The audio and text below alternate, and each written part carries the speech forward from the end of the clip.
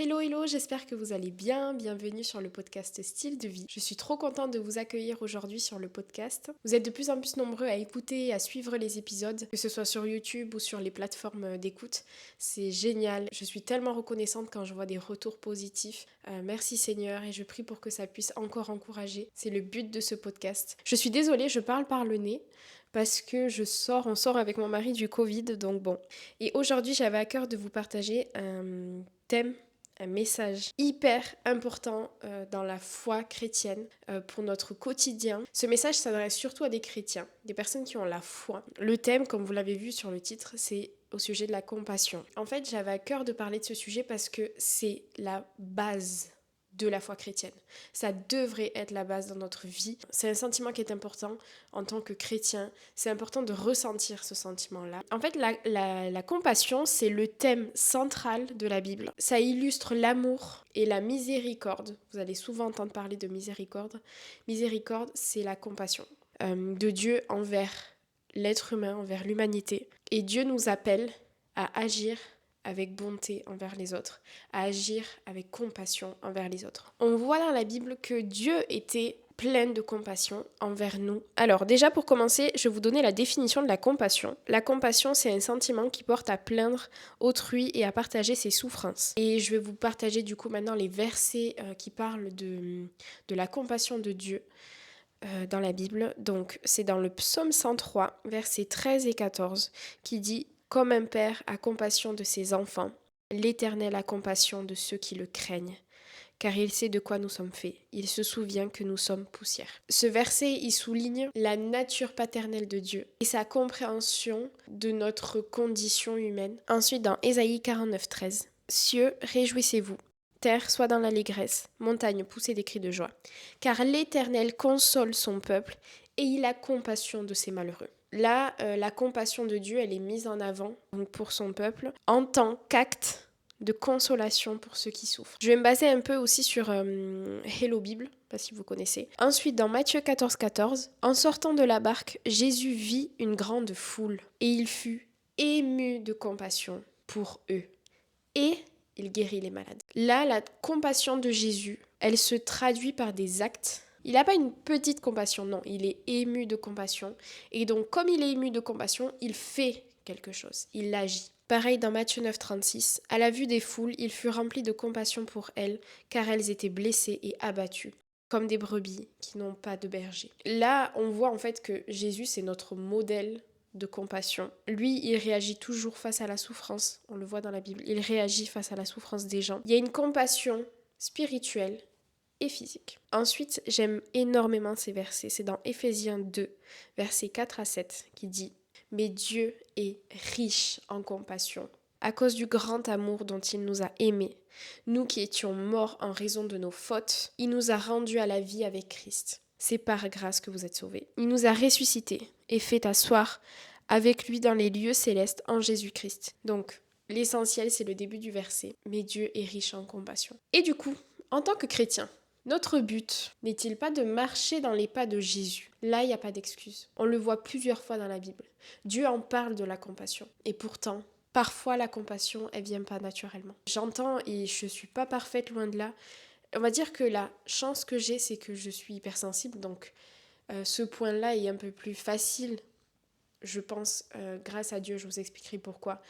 Il est un peu plus facile pour moi d'en parler parce que je suis hypersensible. Mais avant que je sache tout ça, j'ai prié et j'ai demandé au Seigneur de me remplir de compassion. Et en fait, en tant que chrétien, ça devrait être un point important dans notre vie parce que j'entends des fois des phrases et c'est vraiment pas je suis pas là pour juger les chrétiens parce que je suis pas parfaite, mais loin de là. Sur ce point ça va, mais il y a plein de points sur lesquels je dois travailler et franchement j'entends des choses qui me choquent. En fait je pense qu'en tant que chrétien on a un réel problème.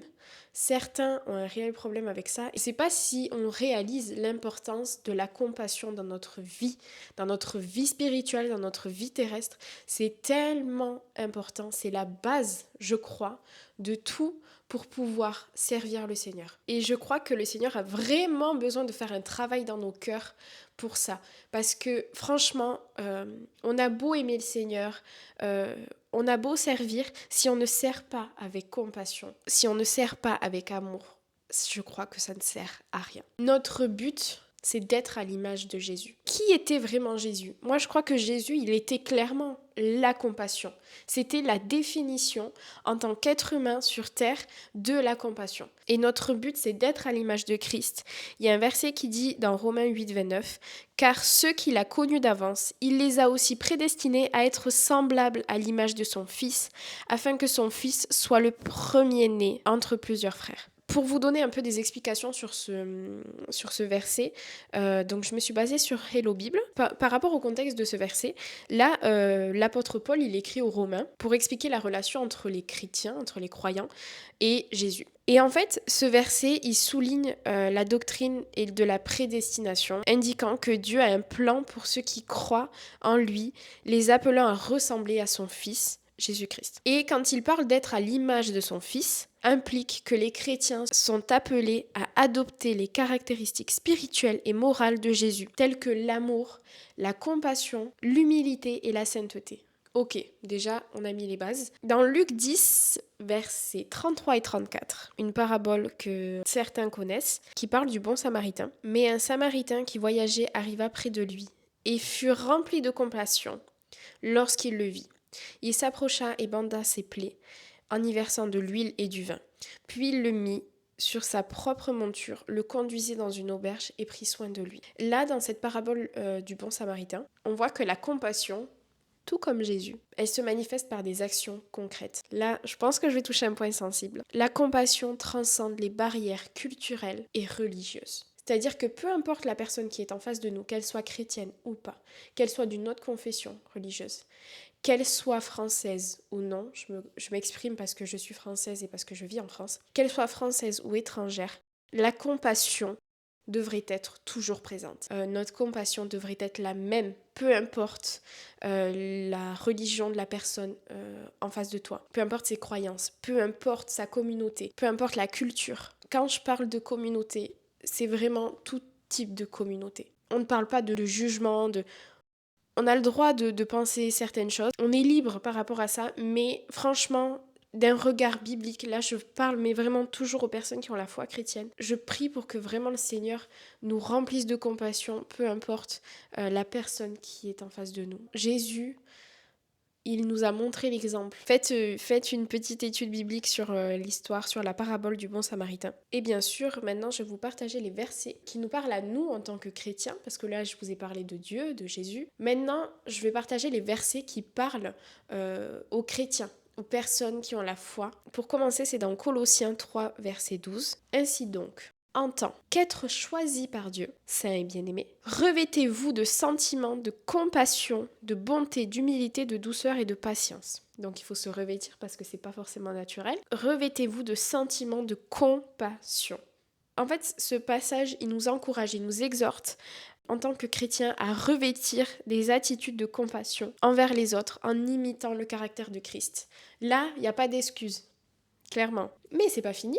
Dans Luc 6, 36, « Soyez donc pleins de compassion, tout comme votre Père est plein de compassion. » Matthieu 5, verset 7, « Heureux les miséricordieux, car ils obtiendront miséricorde. » Pour vous expliquer le contexte, ce verset il fait partie du Sermon sur la montagne, où Jésus il enseigne sur les attitudes et les comportements qui caractérisent les chrétiens, les citoyens du royaume des cieux. Et les béatitudes, elles introduisent des principes fondamentaux pour la vie chrétienne. Pardonnez-moi, mais je n'ai pas d'accent grec. Mais en grec, le mot bienheureux, le terme bienheureux, c'est makarioi, qui signifie être dans un état de bonheur ou de bénédiction. Jésus, il déclare que les miséricordieux sont dans une position privilégiée aux yeux de Dieu. Là, bien sûr, je me suis basée sur Hello Bible. Ensuite, le mot miséricordieux, donc être dans un état de bonheur. Heureux les miséricordieux, donc en grec, c'est le mot élémones, qui désigne ceux qui font preuve de compassion et de bonté envers les autres, en particulier envers ceux qui souffrent et qui sont dans le besoin. Cela implique une attitude de pardon et de compréhension. Obtiendront miséricorde. Cette promesse, elle souligne un principe de réciprocité divine. En ayant de la compassion envers les autres, on peut s'attendre à recevoir la miséricorde de Dieu aussi. Et ça fait écho à d'autres passages dans la Bible où ça parle du pardon, etc. La compassion, elle se manifeste par des actes, par des actions, comme je l'ai partagé juste avant. Ça, c'est un verset que j'ai partagé dans mon livre, que j'aime énormément et que je garde dans mon cœur. C'est « Réjouissez-vous avec ceux qui se réjouissent et pleurez avec ceux qui pleurent » dans Romains 12, 15. Dans Galates 6, 2, « Portez les fardeaux les uns des autres et vous accomplirez ainsi la loi de Christ. » Il faut qu'on se laisse remplir par Dieu de sa compassion pour les âmes perdues. Et Dieu, il fera son œuvre en nous pour qu'on puisse servir avec le cœur. Je m'explique. Peut-être que tu m'écoutes et que tu te dis « Ouais, mais ok, toi, ça va, t'es hypersensible, donc les hypersensibles, c'est un peu plus facile pour eux d'avoir de la compassion, etc. » En fait, il y a quelques années, et je m'en rappellerai toujours, c'était bien avant que je sache tout ça, avant que je sache que je suis hypersensible, etc. J'étais ado quand j'avais donné mon cœur à Dieu. Quand j'étais toute seule dans ma chambre, j'ai prié, j'ai dit « Seigneur », en fait je crois que c'est une vidéo, un encouragement qui m'avait parlé, mais justement qui parlait un peu de compassion il me semble. Et j'ai prié et j'ai dit « Seigneur, s'il te plaît ». C'est un peu comme un brisement, c'est dur, ça va pas être facile, mais fais ton travail dans mon cœur. J'en ai les larmes aux yeux. Et remplis-moi de compassion pour les âmes. Remplis-moi de ton amour et de ton empathie, de tout ça. J'étais ado, je savais pas du tout que j'étais hypersensible, je savais pas tout ça. Et j'ai demandé au Seigneur, et vraiment, Dieu, pendant des années, il a fait son travail dans mon cœur. Et j'étais vraiment sincère quand j'ai fait cette prière. Et je suis pas parfaite du tout. Alors oui, certes, je suis hypersensible, j'ai de l'hyper-empathie, etc. Et pour moi, c'est vraiment un don. Et j'ai écrit un livre sur ça, parlant de ma foi, de mon hypersensibilité, le lien entre les deux, etc. Et honnêtement, en tant qu'être humain, je suis pas parfaite parce qu'il y a des jours où je me dis, c'est comme un peu un déni, où je me dis, bon, Estelle, tu te prends trop la tête pour les autres, tu penses qu'aux autres, etc. Là, je vous parle à cœur ouvert. Et des fois, mon cœur et mon cerveau est un peu se met un peu dans un cocon où je me dis, bon, je pense que c'est ma chair aussi, hein, parce on est des êtres humains, on n'est pas parfaits. Là, c'est vraiment pour parler aux personnes qui pensent que pour les hypersensibles chrétiens, c'est hyper facile. Pas du tout.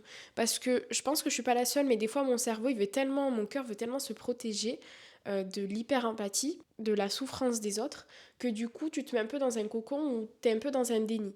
Et vraiment, je prie chaque jour pour que le Seigneur puisse toujours garder mon cœur et que je puisse toujours rester dans cette compassion parce qu'elle est dure, quand tu es hypersensible, tu prends les fardeaux des autres sur toi. Je pense que tout ça, c'est lié à ma prière et je prie pour que le Seigneur puisse nourrir toujours ça, que je puisse toujours nourrir cette compassion dans mon cœur parce que mon cerveau veut se garder de certaines choses et il faut, parfois en fonction de ce que c'est. Mais voilà, en tout cas, tout ça pour vous dire qu'il y a quelques années, j'ai fait cette prière et je crois que le Seigneur a agi.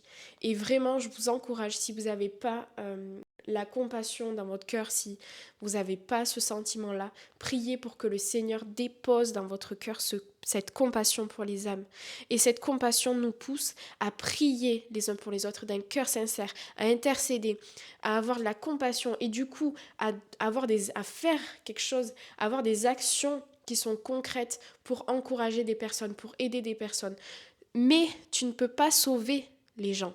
C'est pas ton rôle de sauver. Ton rôle, c'est d'aider, c'est d'encourager, c'est de prier. Et le Seigneur agit quand tu fais ça. J'aime beaucoup, vous avez très probablement entendu parler du chapitre 1 Corinthiens 13 qui parle de l'amour. Si je n'ai pas l'amour, je ne suis rien. Tout ce que je fais, j'ai beau servir dans l'église, j'ai beau faire ci, j'ai beau aider mon prochain, si j'ai pas de l'amour, si j'ai pas de la compassion dans mon cœur, ça ne sert à rien pour Dieu. J'aime beaucoup une citation de C.S. Lewis qui dit « La compassion est l'un des plus grands dons que nous pouvons offrir aux autres. » Et vraiment, je prie pour que ce message puisse vous encourager à prier, être dans la compassion envers votre prochain, parce que c'est vraiment la base, je crois, de la foi chrétienne. J'en parle plus en détail dans mon livre, Ma foi et mon hypersensibilité, que vous pouvez commander chez Amazon. J'avais vraiment ce message à cœur et j'espère qu'il vous encouragera. Le but, c'est pas d'accuser ou quoi que ce soit, parce que encore une fois, je le dis, je suis pas parfaite du tout. Mais le but, c'est de pouvoir se remettre en question et je me remets moi-même en question en relisant tout ça parce que Dieu me parle aussi. Et le but, c'est de se remettre en question et de se dire, ok, aujourd'hui, je décide de changer, je décide de prier dans ce sens-là et je vous promets que si vous êtes sincère, faire, le Seigneur agira dans votre cœur. Merci de m'avoir écouté et encore une fois, merci pour tous vos retours positifs qui m'encouragent énormément. Soyez bénis, encouragés et je vous dis à la prochaine pour un prochain épisode sur le podcast Style de vie. À bientôt.